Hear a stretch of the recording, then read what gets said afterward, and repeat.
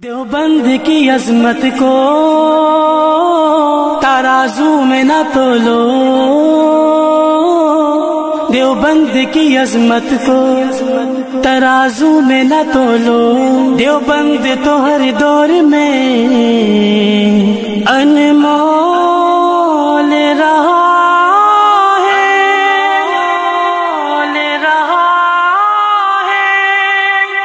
آقا کے وفادار ہے علماء دیوبند، اسلام کے غمخوار ہے علماء دیوبند۔ قد قال النبی صلی اللہ علیہ وسلم خیرکم من تعلم القرآن وعلمہ، او کما قال علیہ الصلاۃ والسلام۔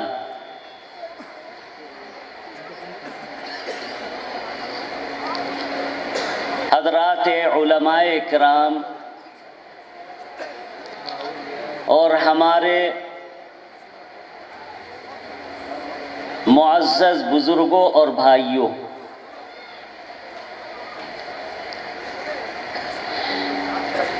بہت دیر سے یہ جلسہ چل رہا ہے،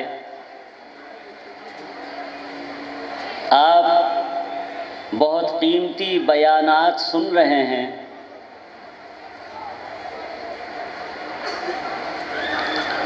اور طلباء نے بھی اپنا پروگرام پیش کیا ہے، آنے والے مہمانوں نے بھی اپنی باتوں سے آپ کو مستفید کیا ہے، اور عمدہ عمدہ قراتیں بھی آپ نے سنی ہیں۔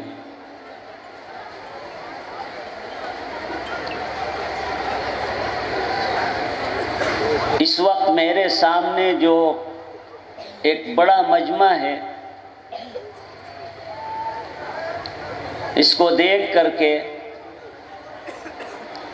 یہ محسوس ہوتا ہے کہ آپ حضرات کے دل میں قرآن کریم کی محبت ہے، اور اسی مبارک نسبت سے آپ لوگ جمع ہوئے ہیں۔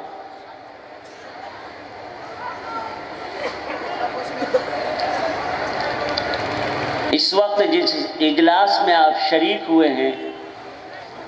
یہ دارالعلوم محمدیہ کا دستار بندی کا اجلاس ہے۔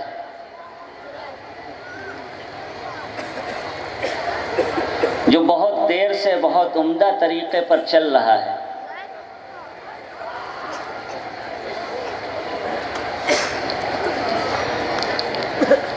اس مدرسے کے محتمم مفتی ممتاز صاحب دامت برکاتہم ہیں،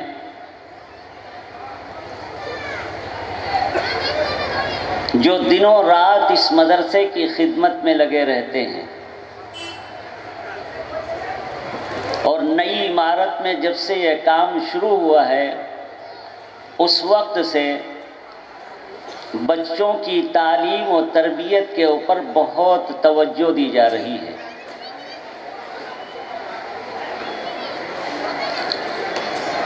اس مدرسے کے اندر جو اساتذہ خدمت انجام دے رہے ہیں،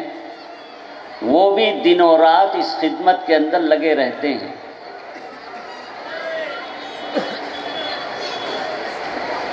اس مدرسے میں ناظرے کی پڑھائی بھی ہوتی ہے، حفظ کی پڑھائی بھی ہوتی ہے، قرات کی پڑھائی بھی ہوتی ہے۔ اس وجہ سے حفظ اور قرات دونوں سے فارغ ہونے والے طلباء کی آپ حضرات کے سامنے دستار بندی ہونے والی ہے۔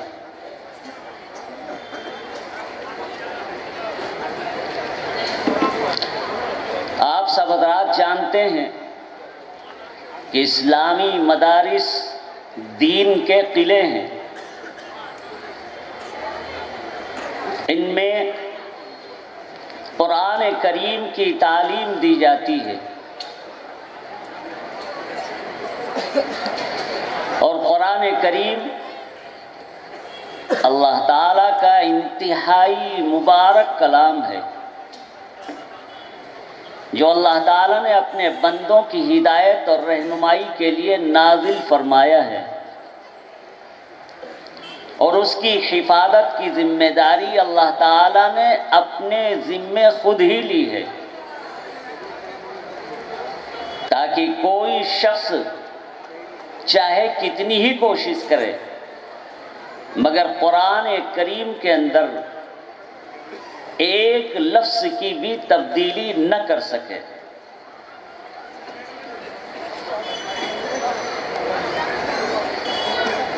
اور اس قرآن کریم سے قیامت تک آنے والے انسان برابر ہدایت حاصل کرتے رہیں، برابر ہدایت حاصل کرتے رہیں۔ اللہ تعالیٰ نے اسی وجہ سے اس کی حفاظت کی ذمہ داری لی ہے تاکہ قیامت تک اس کا فائدہ برابر جاری رہے۔ یہ تو ایسا مبارک کلام ہے کہ اس کا پڑھنا بھی ثواب کا کام ہے، اس کا سننا بھی ثواب کا کام ہے، اس کا سمجھنا بھی ثواب کا کام ہے، اور اس پر عمل کرنا بھی ثواب کا کام ہے۔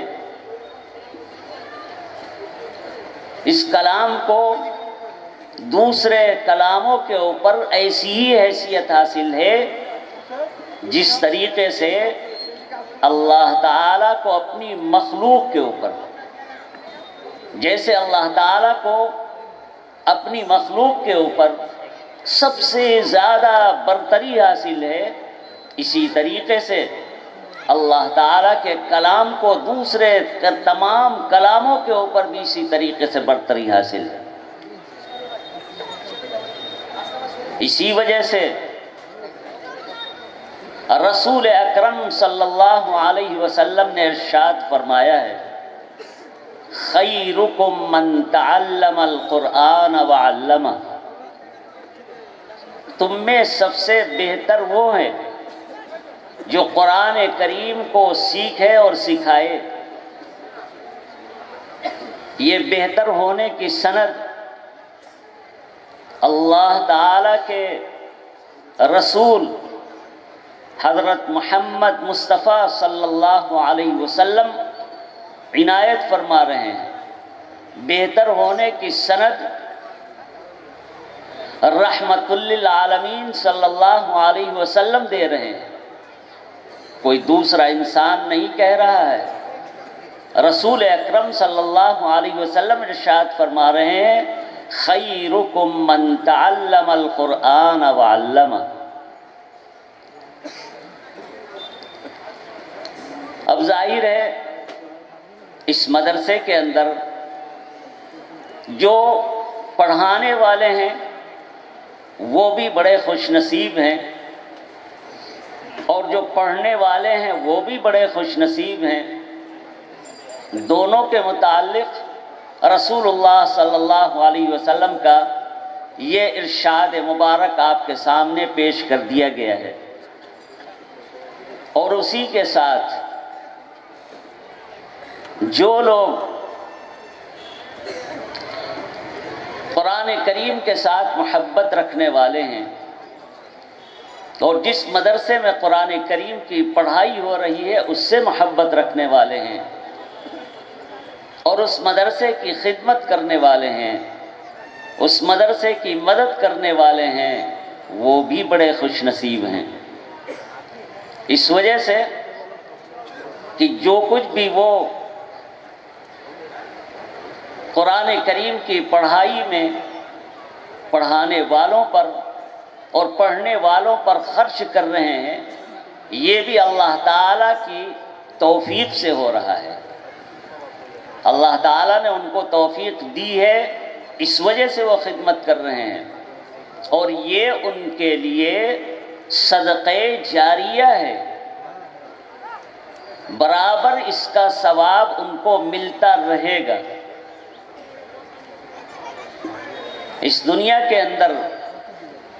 انسان کی عقل مندی کی بات یہی ہے کہ ایسا کام کر کے چلا جائے کہ برابر اس کو ثواب ملتا رہے۔ تو جو لوگ بھی مدرسے کی خدمت کر رہے ہیں وہ برابر اس ثواب کے اندر شریک ہیں، اور جتنے پڑھنے والے ہیں اور اس کے بعد پھر وہ قرآن کریم کی تلاوت کریں گے اور دوسروں کو پڑھائیں گے، ان کے لیے بھی برابر ثواب کا سلسلہ جاری رہے گا۔ یہ کوئی معمولی بات نہیں ہے۔ اسی کے ساتھ نبی پاک صلی اللہ علیہ وسلم کا ارشاد مبارک ہے، من قرأ حرفا من کتاب اللہ فلہ حسنہ والحسنۃ بعشر امثالها۔ رسول اکرم صلی اللہ علیہ وسلم نے ارشاد فرمایا کہ جو شخص قرآن کریم کا ایک حرف پڑھے اس کے واسطے ایک نیکی ہے، اور ایک نیکی کا ثواب 10 گنا ہے۔ اور حضور پاک صلی اللہ علیہ وسلم یہ بھی ارشاد فرما رہے ہیں کہ میں یہ نہیں کہتا کہ الف لام میم ایک حرف ہے۔ آپ ارشاد فرما رہے ہیں کہ قرآن کریم کے اندر جو الف لام میم کا لفظ ہے وہ ایک حرف ہے، میں نہیں کہتا، بلکہ ارشاد فرمایا کہ الف ایک حرف ہے، لام ایک حرف ہے، اور میم ایک حرف ہے۔ اس کا مطلب یہ ہے کہ اگر کوئی شخص تلاوت کے طور پر قرآن کریم کا یہ لفظ اپنی زبان سے ادا کرتا ہے تو وہ شخص رسول اکرم صلی اللہ علیہ وسلم کے ارشاد مبارک کے مطابق 30 نیکیوں کا مستحق ہو جاتا ہے۔ اس دنیا کے اندر تو ہم کو ابھی نیکیاں نظر نہیں آ رہی ہیں، اس لیے ہم اس کی حیثیت کو نہیں سمجھ رہے ہیں۔ آخرت میں جب نیکیاں کسی شخص کے پاس کم پڑ جائیں گی تو کوئی کسی کو دینے والا نہیں ہوگا، اس وجہ سے کہ قیامت کے دن کا جو منظر ہے وہ بہت ہی نفسی کا ہوگا، یعنی ہر شخص کو صرف اپنی فکر ہوگی، دوسرے کی طرف توجہ نہیں کرے گا۔ تو اگر ایسی حالت کے اندر ذرا سا وقت نکال کر کے اور قرآن کریم کے تھوڑے سے الفاظ کی کوئی شخص تلاوت کر لے تو وہ خود ہی سمجھ سکتا ہے کہ اس کے لیے قرآن کریم کی تھوڑی سی تلاوت کرنے پر اللہ تعالیٰ کی طرف سے کتنے ثواب کا مستحق ہو گیا ہے۔ اور الف لام میم کی مثال حضور پاک صلی اللہ علیہ وسلم نے جو بیان فرمائی ہے اس میں اس بات کی طرف اشارہ ہے کہ اگر کوئی شخص قرآن کریم کو بغیر سمجھے ہوئے پڑھے اس صورت میں بھی اللہ تعالیٰ اپنے مبارک کلام کے پڑھنے پر ثواب عطا فرماتے ہیں، بغیر سمجھے ہوئے پڑھے۔ اب اگر کوئی شخص کہتا ہے بغیر سمجھے ہوئے پڑھنے سے کیا فائدہ، تو وہ شخص نہیں جانتا ہے کہ رسول اکرم صلی اللہ علیہ وسلم کے ارشاد مبارک میں کون سی بات چھپی ہوئی ہے، رسول اکرم صلی اللہ علیہ وسلم کس بات کی طرف اشارہ فرما رہے ہیں، نہیں جانتا ہے، اس وجہ سے وہ اس طریقے کی بات کہہ رہا ہے۔ یہ الگ بات ہے کہ ہم کو قرآن کریم کی تلاوت بھی کرنی چاہیے اور قرآن کریم کو سمجھنے کی بھی کوشش کرنی چاہیے، قرآن کریم پر عمل کرنے کی بھی کوشش کرنی چاہیے۔ یہ تو قرآن کریم کا حق ہے، قرآن کریم کی تلاوت کی جائے اور اس کو سمجھنے کی کوشش کی جائے اور اس کے مطابق عمل کیا جائے، یہ تو قرآن کریم کا حق ہے۔ لیکن اللہ تعالیٰ محض اپنے فضل و کرم سے اس کے جو بندے بغیر سمجھے ہوئے تلاوت کرتے ہیں، اللہ تعالیٰ ان کو بھی ثواب سے نواز دیتے ہیں۔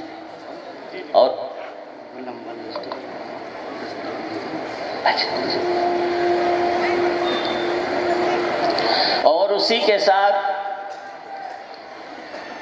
حدیث شریف کے اندر ذکر کیا گیا ہے کہ جو شخص قرآن کریم کو پڑھے اور اس کو زبانی یاد کر لے اور اسی کے ساتھ قرآن کریم کے حلال کو حلال سمجھے اور اس کے حرام کو حرام سمجھے، یعنی قرآن کریم کے اندر جن چیزوں کے حلال ہونے کا ذکر کیا گیا ان کو حلال سمجھے اور اس کے مطابق عمل کرے، اور جن چیزوں کو حرام کہا گیا ہے ان کو حرام سمجھے اور ان سے مکمل طریقے پر پرہیز کرے، ان سے دور رہے، تاکہ اللہ تعالیٰ کے رضا اور خوشنودی کا وہ مستحق ہو جائے۔ ایسے شخص کے متعلق رسول اکرم صلی اللہ علیہ وسلم نے ارشاد فرمایا ہے کہ جو شخص قرآن کریم کو پڑھے اور حفظ کر لے اور اس کے حلال کو حلال اور اس کے حرام کو حرام سمجھے، اللہ تعالی اس شخص کو جنت میں داخل فرمائیں گے، اور اس شخص کے گھر والوں میں سے 10 آدمیوں کے متعلق اللہ تعالی سفارش قبول فرمائیں گے، اور ایسے 10 آدمیوں کے متعلق اس کی سفارش قبول فرمائیں گے جن کے اوپر جہنم واجب ہو چکی ہے۔ تو جس نے قرآن کریم کو عمدہ طریقے پر حفظ کر لیا اور قرآن کریم کے مطابق عمل بھی کرنے لگا، ایسا شخص بڑا خوش نصیب ہے، اور اس کے جو گھر والے ہیں وہ بھی بڑے خوش نصیب ہیں کہ اللہ تعالیٰ کی طرف سے یہ اس کو خصوصی تحفہ دے دیا گیا کہ وہ سفارش کرے گا تو اللہ تعالیٰ اس کی سفارش قبول فرما لیں گے۔ اس سے زیادہ اور خوش نصیبی کی بات کیا ہو سکتی ہے؟ یہ تو صرف قرآن کریم کا ہی سمجھیے کہ اللہ تعالیٰ کی طرف سے بہت بڑا انعام ہے، بہت بڑا انعام ہے جو اللہ تعالیٰ نے اپنے بندوں کو عطا فرمایا ہے۔ اس لیے ہمارا فرض ہے کہ ہم قرآن کریم کو اپنے سینے سے لگائیں، اس کو سمجھنے کی کوشش کریں، اس کی تلاوت بھی کرتے رہیں، تاکہ آخرت میں قرآن کریم کے ذریعے سے ثواب کا بہت ذخیرہ جمع ہو جائے اور پھر آخرت میں ہمارے کام آ سکے۔ اب وقت زیادہ ہو گیا ہے اور ابھی دستار بندی بھی باقی ہے، اس وجہ سے میں اپنی بات کو مختصر کرتا ہوں۔ اللہ تعالی ہم سب کو صحیح طریقے سے قرآن کریم کی محبت عطا فرما دیں، اور قرآن کریم کے مطابق ہم سب کو عمل کرنے کی توفیق عطا فرما دیں، اور ہم اس بات کی توفیق عطا فرمائیں آمین کہ ہم اپنے بچوں کو قرآن کریم کی تعلیم دلوائیں۔ آمین۔ انگریزی پڑھنا کچھ منع نہیں ہے، انگریزی پڑھنے کی اجازت ہے، مگر دین کی تعلیم سب سے پہلے ضروری ہے۔ قرآن کریم اپنے بچوں کو پڑھا دیں، دین کی باتیں ان کو سمجھا دیں، تاکہ ایمان کے اعتبار سے وہ مضبوط ہو جائیں۔ پھر اس کے بعد جتنا جی چاہے انگریزی زبان پڑھائیں تو وہ بالکل صحیح راستے پر رہے گا۔ اور جو لوگ دینی تعلیم نہیں دلاتے ہیں اور شروع سے انگریزی تعلیم میں لگا دیتے ہیں تو پھر وہ دین کو کچھ سمجھتے ہی نہیں ہیں، ان کو کچھ پتہ ہی نہیں ہوتا ہے، اللہ اور رسول کو نہیں جان پاتے، اپنی زندگی کا مقصد نہیں جان پاتے کہ ہم اس دنیا کے اندر کس وجہ سے آئے ہیں، ہم کس وجہ سے آئے۔ جو آدمی اپنی زندگی کا مقصد نہ سمجھ سکے تو وہ ظاہر ہے کہ اس دنیا کے اندر صحیح طریقے پر زندگی گزار نہیں سکتا ہے۔ وہی شخص صحیح طریقے پر زندگی گزار سکتا ہے جو سمجھتا ہو کہ اللہ تعالیٰ نے اس دنیا کے اندر ہم کو کس کام کے لیے بھیجا ہے اور ہمیں کس طریقے پر زندگی گزارنی چاہیے۔ یہ بہت ضروری چیز ہے۔ دینی تعلیم کے ساتھ ساتھ انگریزی تعلیم ہو بہت اچھا ہے، لیکن صرف انگریزی تعلیم ہو تو اس میں نقصان ہے۔ بہت سے لوگ ایسی شکایت کرتے ہیں کہ ہمارا بچہ تو ہمارا کہنا مانتا ہی نہیں ہے، ہم تو کتنا اس کو سمجھاتے ہیں مگر ہماری بات ہی نہیں مانتا ہے۔ ارے بھائی، جب آپ نے اس کو دینی تعلیم نہیں دلائی، وہ دینی احکام سے واقف نہیں ہے، تو بھلا وہ ماں باپ کے حقوق کو کیسے پہچان سکتا ہے؟ جب وہ ماں باپ کے حقوق کو پہچانتا نہیں، اس وجہ سے وہ بات نہیں مان رہا ہے، تو اس میں کوتاہی ہماری طرف سے ہو رہی ہے۔ ہمارا فرض ہے کہ ہم ان ساری چیزوں کی رعایت کرتے ہوئے بچے کو تعلیم دلائیں، دینی تعلیم بھی دلائیں، انگریزی تعلیم بھی دلائیں، جو تعلیم دلانی ہے دلا دیں۔ اللہ تعالی ہم سب کو دین کی سمجھ عطا فرمائے۔ وآخر دعوانا ان الحمد للہ رب العالمین۔